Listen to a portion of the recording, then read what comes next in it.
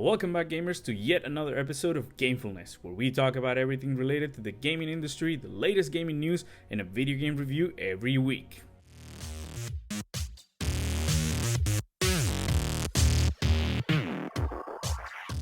I know this last part hasn't been completely true, but to be honest, like all of us, I have been dealing with a lot recently. Now I'll explain a little bit more detail of what's going on in the next videos. But what I can tell you is that better things are coming for me, for you, and of course for the channel, so let's all hang in there. Also, I'm separating the news segment from the reviews in a way to bring you more videos in a more consistent manner and to keep you up to date with the latest news. Now let's get to the game review and what I think about one of the most controversial and conflicted games of the generation, The Last of Us Part 2. Since I know this particular game has become a delicate topic, just a reminder, my reviews are based on what the game made me experience and it's just my personal opinion about it. The delays, the leaks, the controversy, The Last of Us Part 2, let's talk about it. My very first impression is that this is probably the best looking game on the PS4 after God of War. It has stunning and beautiful environments, everything's so well designed. All the elements are so compelling and they are so evoking that they perfectly capture you to this world from the very first time you set foot. What we see here is a whole different world. There's access to electrical power, food resources, settlements, and so on. Humans have upgraded their way of living since the first outbreak. The enemy's design is so good and detailed that I felt gross the whole time. Just make my skin crawl to see the way they portray them here. Nonetheless, it's still so satisfying to eliminate them. Also, the infected are way scarier, faster, and more vicious than in The Last of Us 1. In terms of revolutionary, it is not God of War. God of War took the core elements of the franchise and completely transformed the mechanics and the story. This is more of the same old formula with a couple of improvements added now and then, but it works really well.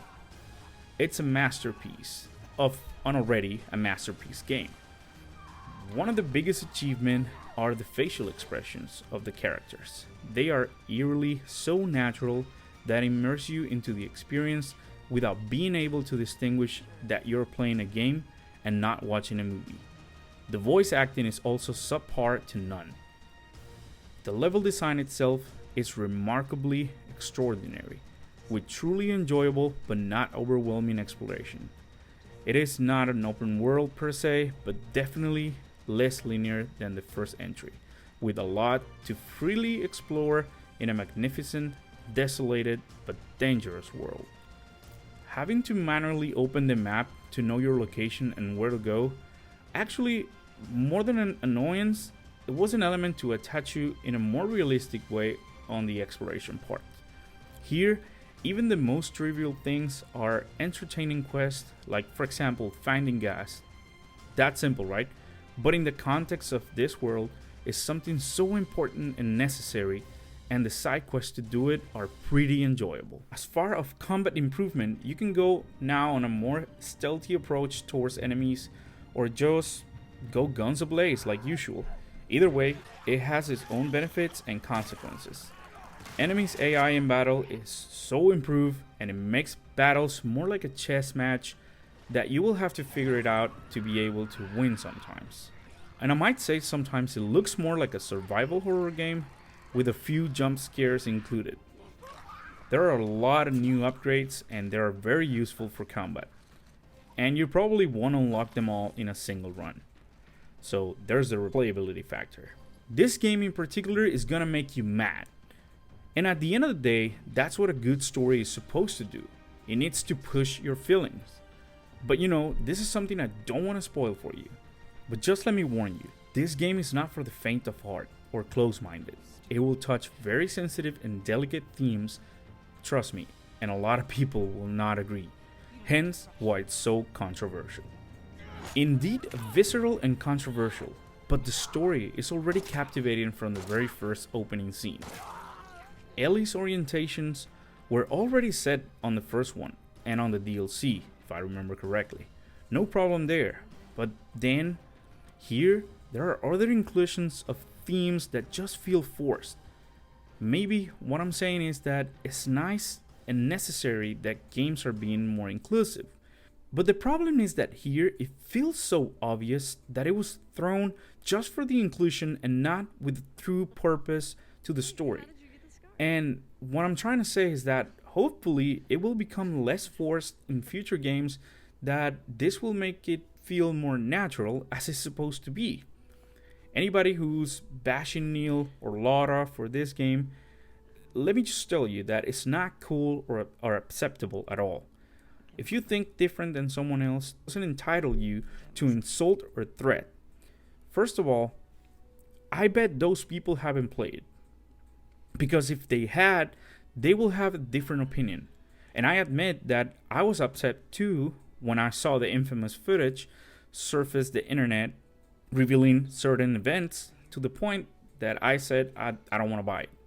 But I'm glad I did, and I accept that I was wrong to judge the game early based on leaks. It's after you play it that you appreciate the story and understand why this had to be made this way, and that it doesn't affect the quality of the experience. It's a game. In general lines, games are supposed to be fun. And yes, they will have now and then a social message, but we need to relax a bit and remember what games are for.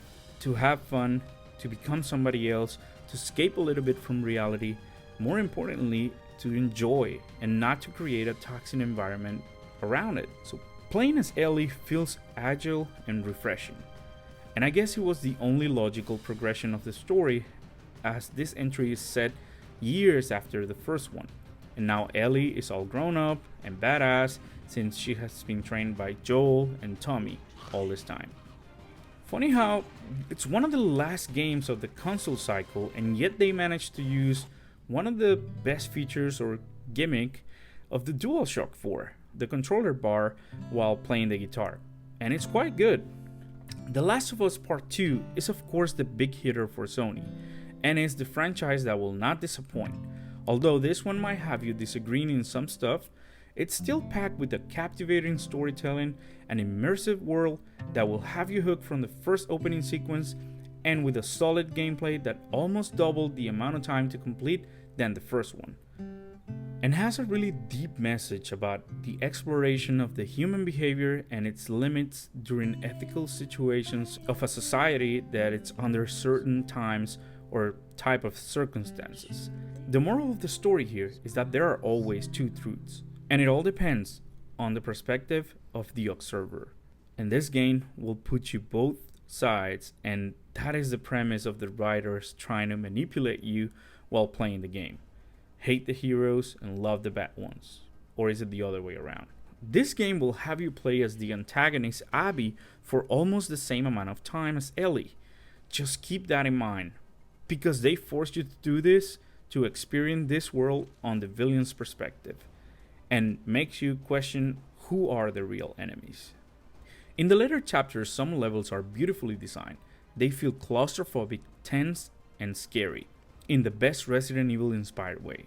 You will solve some puzzles to advance, but you are fearing every moment in the meantime that something might happen. And yes, there is something really bad with this one, and it's the unnecessary, prolonged ending. Honestly, it feels like a filler that could just simply be a cinematic.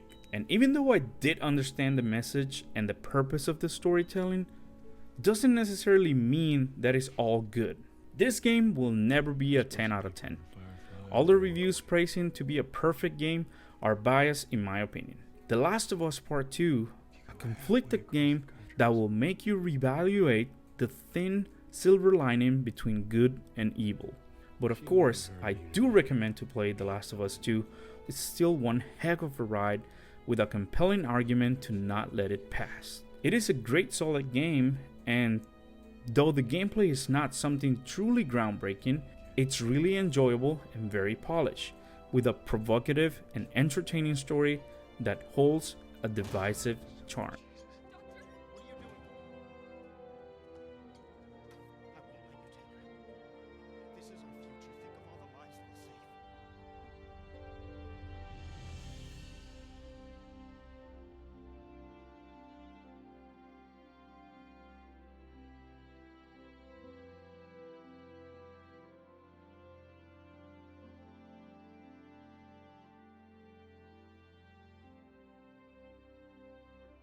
I want to know what you think about it. Please leave a comment down below.